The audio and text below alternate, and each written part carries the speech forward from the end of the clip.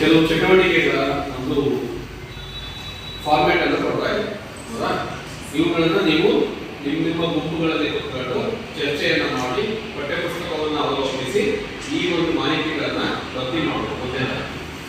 ಭರ್ತಿ ಮಾಡಿದ ನಂತರ ನೀವು ಇಲ್ಲಿ ಬಂದ್ಬಿಟ್ಟು ನಿಮ್ಮ ಸ್ನೇಹಿತರಿಗೆ ಅದನ್ನ ಎಕ್ಸ್ಪ್ಲೈನ್ ಮಾಡಿ. ಫಾರ್ ಎಕ್ಸಾಂಪಲ್, ಮೊದಲನೇ ಚಟುವಟಿಕೆಯನ್ನು ತೆಗೆದು ಚಟುವಟಿಕೆ ಒಂದು ವರ್ಗೀಕರಿಸುವುದು ಅಂತ ಇದೆ. ಹೌದಾನೆ? ಕ್ಲಾಸಿಫಿಕೇಶನ್ ಅಂತ ಹೇಳಿ ಕ್ಲಾಸಿಫೈಯಿಂಗ್ ಅಂತ ಹೇಳಿ ಕರೀತಾರೆ. ಇದೇನ್ ಮಾಡ್ಬೇಕು ನಾವು? ಈ ಕೆಳಗೆ ನೀಡಿರುವ ಆಧಾರಗಳನ್ನು ವರ್ಗೀಕರಿಸಿ ನೀಡಿರುವ ಸೂಕ್ತ ಕಾಲಂಗಳನ್ನು ಭರ್ತಿ ಮಾಡಬೇಕು. ಒಟ್ಟು ಎಷ್ಟು ಕಾಲಂಗಳನ್ನು ಕೊಟ್ಟಿದ್ದೀವಿ?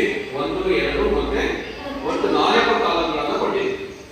ಇಲ್ಲಿ ದೇಶೀಯ ಸಾಹಿತ್ಯ ಆಧಾರಗಳು, ವಿದೇಶಿ ಸಾಹಿತ್ಯ ಆಧಾರಗಳು, ಪುರಾತತ್ವ ಆಧಾರಗಳು ಮತ್ತೆ ಮೌಖಿಕ ಆಧಾರಗಳು. ನೀವೀಗ ಇದನ್ನ ಏನ್ ಮಾಡ್ಬೇಕು? ಈಗ ಫಾರ್ ಎಕ್ಸಾಂಪಲ್ ಕೌಟಿಲ್ಯನ ಅರ್ಥಶಾಸ್ತ್ರ ಅಂತ ಇದೆ. ಹೌದಾ? ಇದನ್ನ ನೀವು ಎಲ್ಲಿ ಬರೀತೀರಿ? ಇದು ಒಂದು ಸಾಹಿತ್ಯ.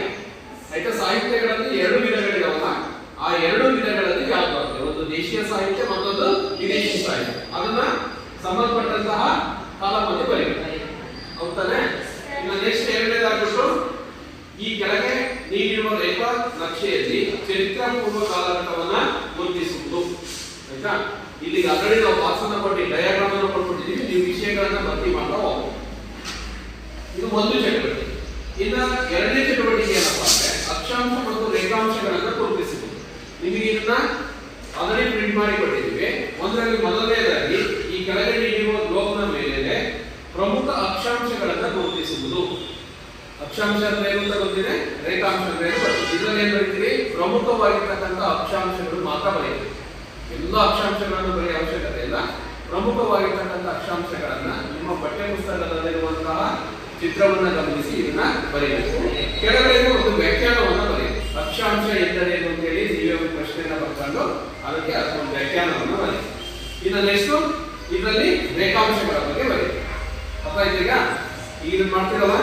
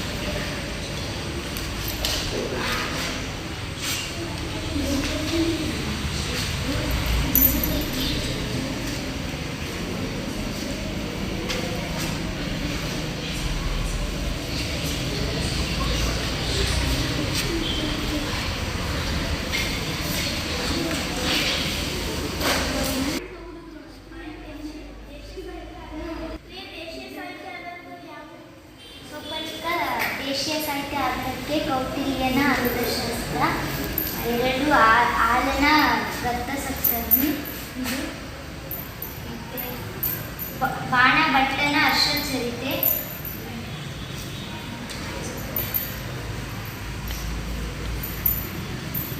ಪಂಪನ ವಿಕ್ರಮಾರ್ಜುನ ವಿಜಯ,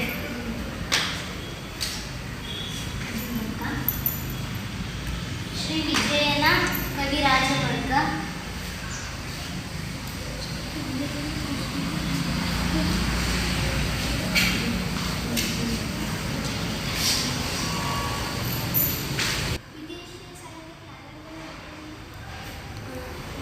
ವಿದೇಶಿ ಸಾಹಿತ್ಯಕ್ಕೆ ಮೇಘಸ್ವಾಮಿ ಅಲಂಕ ಮತ್ತು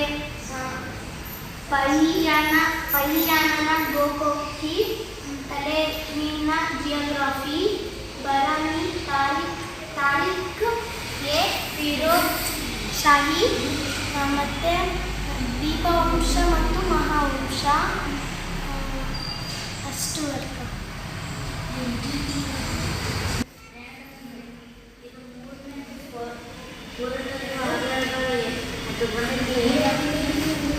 ಅದ್ರಾಗೆ ಅಷ್ಟೇ ತಾನೆ, ಅದ್ರಾಗೆ ಮೂರನೇ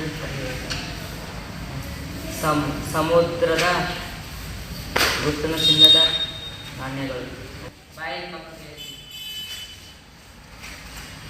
ಒಂದನೇ ಪಾಯಿಂಟು ಸಮುದ್ರದ ಗುಪ್ತನ ಚಿನ್ನದ ನಾಣ್ಯಗಳಿಂದ ಬರಬೇಕು. ಮೂರನೇದು ಟಿಕ್ ಮಾಡ್ತೀವಿ.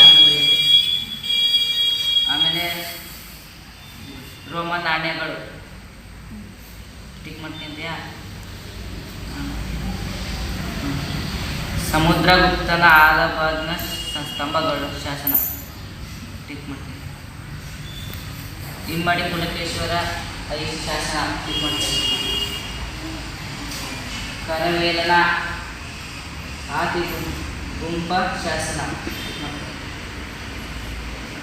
ಚೋಳರ ಉತ್ತರ ಮೇಲೂರು ಶಾಸನ ಟಿಕ್ ಮಾಡ್ತೀನಿ.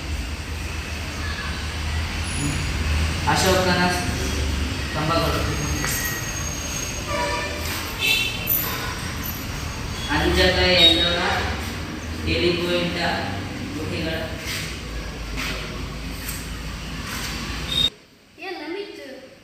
ಮೌಖಿಕ ಆಧಾರಗಳು ಯಾವ್ಯಾವ ಗೊತ್ತಾಗ್ತಿಲ್ಲ. ಮೌಖಿಕ ಆಧಾರಗಳು ಇಲ್ಲಿದೆ ನೋಡು. ಜನಪದ ಹಾಡುಗಳು ಇಕ್ಕಂಡ್ಯಾ. ಇನ್ನೊಂದು ಲಾವಣಿಗಳು ಕಣು. ಜನಪದದ ಕಾವ್ಯ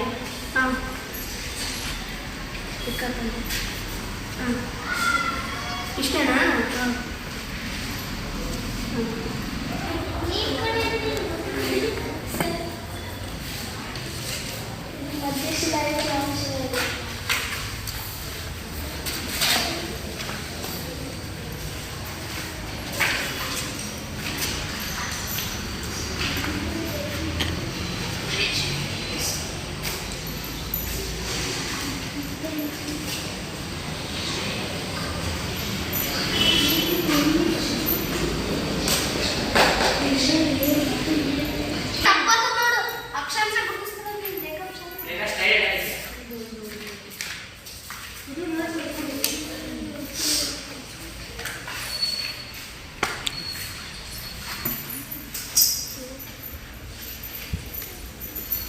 ಷಣ್ಮುಖ ಯೋಗ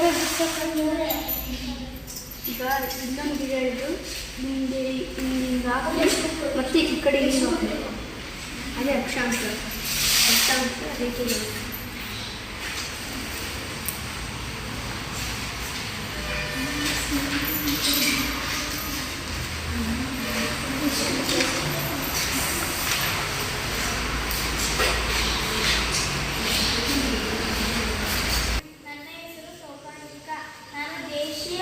ದೇಶೀಯ ಸಾಹಿತ್ಯ ಬಗ್ಗೆ ಹೇಳುತ್ತೇನೆ. ಕೌಟಿಲ್ಯನ ಅರ್ಥಶಾಸ್ತ್ರ, ಆಲರ ಗಪ್ತ ಸಪ್ತಶತಿ, ಬಾಣಭಟ್ಟನ ಅಷ್ಟಚರಿತ, ಚಾಕ್ ಬಾರ್ದಿಯ ಪೃಥ್ವಿರಾಜ ಚಾಕ್ ಪೃಥ್ವಿರಾಜನ ರಸೋಪಂಪನ, ವಿಕ್ರಮಾರ್ಜನ ವಿಜಯಂ, ಸಂಸ್ಕೃತ ಸಾಹಿತ್ಯ, ಬೌದ್ಧ ಸಾಹಿತ್ಯಗಳಾದ ತ್ರಿಪೀಠಗಳು, ಲಾವಣಿಗಳು, ಶ್ರೀ ವಿಜಯ ಕವಿರಾಜ ಮಾರ್ಗ. ನನ್ನ ಹೆಸರು ಶ್ವೇತಾ. ನಾನು ವಿದೇಶೀಯ ಸಾಹಿತ್ಯ ಆಧಾರಗಳ ಬಗ್ಗೆ ಹೇಳ್ತೀನಿ. ಮೆಗಸ್ತಾನಿಸ್ ಇಂಡಿಕಾ, ಯುಎನ್ ತ್ಯಾಗೆಸ್, ಸಿಯುಕಿ, ಪಹಿಯನ್, ಹೋಕಿ, ಟೆರೆಮಿಯಂ, ಟಾಲಮಿಯ ಜಿಯೋಗ್ರಫಿ, ಬರಾನಿಯ ತರಿಕ್ ಎ ಫಿರೋಜ್ ಶಾಹಿ, ದೀಪ ವಂಶ ಮತ್ತು ಮಹಾವಂಶ. ನನ್ನ ಹೆಸರು ರೇಣುಚಂದು. ನಾನು ಈಗ ಪುರಾತತ್ವ ಆಧಾರಗಳಲ್ಲಿ ಮೊದಲನೆಯದಾಗಿ ಸಮುದ್ರಗುಪ್ತನ ಚಿನ್ನದ ನಾಣ್ಯಗಳು, ಎರಡನೆಯದಾಗಿ ರೋಮನ್ ನಾಣ್ಯಗಳು, ಮೂರನೆಯದಾಗಿ ಸಮುದ್ರಗುಪ್ತನ ಅಲಹಾಬಾದ್ನ ಸ್ತಂಭಶಾಸನ, ನಾಲ್ಕನೆಯದು ಇಮ್ಮಡಿ ಪುಲಕೇಶಿಯ ಐಹೊಳೆ ಶಾಸನ, ಐದನೆಯದಾಗಿ ಕರವೇಲನ ಆದಿಗುಂಪ ಶಾಸನ, 6ನೇಯದಾಗಿ ಚೋಳರ ಉತ್ತರ ಮೇರೂರ ಶಾಸನ. 7ನೇದಾಗಿ ಅಶೋಕನ ಸ್ತಂಭಗಳು. 8ನೇದು ಅಂಜತ ಎಲ್ಲೂರ ಎಲಿಫೆಂಟ ಗುಹೆಗಳ ಶಿಲ್ಪಗಳು. 9ನೇದಾಗಿ ಬಾದಾಮಿ ಐಹೊಳೆ ಪುಟ್ಟದ ಕಲ್ಲು ಇಲ್ಲಿನ ಸ್ಮಾರಕಗಳು. ಇವೆಲ್ಲವೂ ಪುರಾತತ್ವದ ಆಧಾರಗಳು. ನನ್ನ ಹೆಸರು ಲಮಿತ್ ಎಂದು ನಾನು 8ನೇ ತರಗತಿ ಓದುತ್ತಿದ್ದೇನೆ. ಭೌತಿಕ ಆಧಾರಗಳು: ಜನಪದ ಹಾಡುಗಳು, ಲಾವಣೆಗಳು, ಜನಪದ ಕಾವ್ಯಗಳು.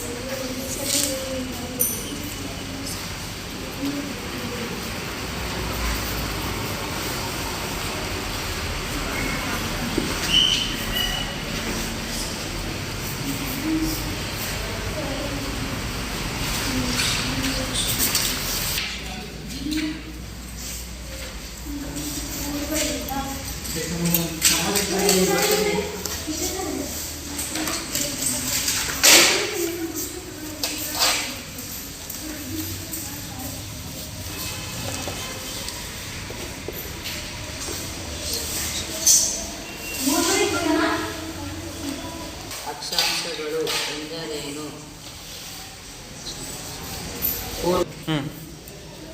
ಅಕ್ಷಾಂಶಗಳು ಎಂದರೇನು? ಪೂರ್ವದಿಂದ ಪಶ್ಚಿಮಕ್ಕೆ ಎಳೆದಿರುವ ಕಾಲ್ಪನಿಕ ರೇಖೆಗಳನ್ನು ಅಕ್ಷಾಂಶಗಳು ಎನ್ನುವರು.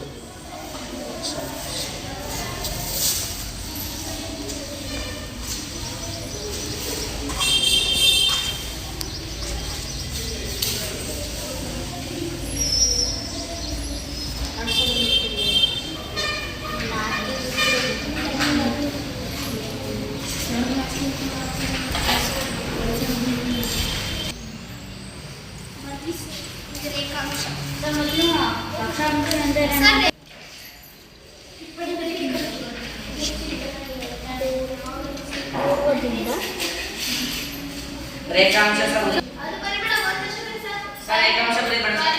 ಪಶ್ಚಿಮಕ್ಕೆ